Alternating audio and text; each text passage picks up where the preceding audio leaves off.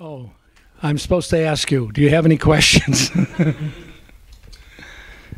Yes, sir. I understand that all the extermination camps were in Poland, but that concentration camps were in Germany. Was that correct? Were there any?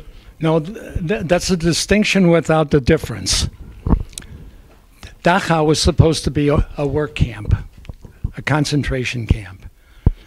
So was Bergen-Belsen, so was Birkenhausen, so was a whole list of others. But they were extermination camps as well. What do you have a crematorium for? What do you have a crematorium for except to exterminate? So that distinction between concentration camps in Poland and those in Germany is one without any difference, because all of those camps exterminated people. They did it in some camps in Germany, not by burning them in furnaces, and I heard this from a Nazi officer, but by experimentally working on them medically, injecting knives into them to see how deep the knife has to go to cause a hemorrhage, how deep the knife has to go to cause a death, how cutting your throat, does that mean you're going to die, or can we save your life? Oh, those were experimentals that were awfully human. So that was, Dachau was, you were right, Dachau was called a work camp. And the people around Dachau, I remember, we left there pretty quickly, because I should indicate to you, we went on into Austria, and I ended the war with the 11th Combat Engineer engineers near Mauthausen, in Linz. Linz, where Hitler was born, is where I ended the war. And Mauthausen, where Hitler was born, had another camp adjoining it, where I must tell you, the people had not deteriorated to the extent of some of the other places, because a friend of mine who was in another battalion, and my sister may know the name, Harold Bowman, met a young lady there, and they met and they got married. Thank you. Cal? Yes.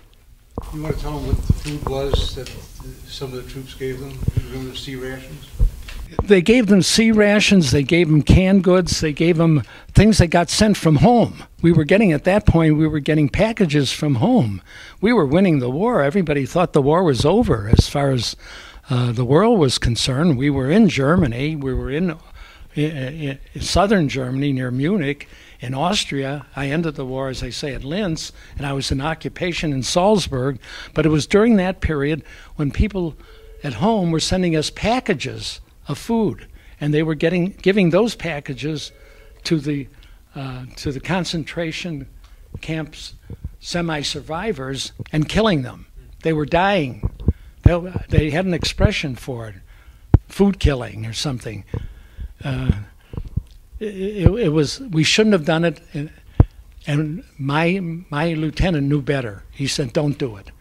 And they did have, they set up a DP camp at Dachau, a displaced person camp at Dachau, where under a chaplain whose name was Consular, I guess his name was, who set up procedures as to how to rehabilitate a human being to make what has become an animal, to make it return to humanity. And that took time and weeks, and there were, your point is well taken, there were so many deaths that occurred because we thought we were doing the right thing by feeding them, and it was the wrong thing. Yes, sir. Did you have occasion to speak to any of the civilians or soldiers, German soldiers, while you were there, to either gauge their reaction or have them share what they had experienced? The Germans in the vicinity of Munich and in the vicinity of Dachau, without exception, did not know it existed. They were lying. You could smell it a mile away, but they didn't know it existed. None of them would admit, that I talked to, would admit to knowing it. And that, of course, is an indictment against the German people, which the German ambassador to the United States referred to just April 19th in the village of Skokie at the opening of the Holocaust Memorial Foundation.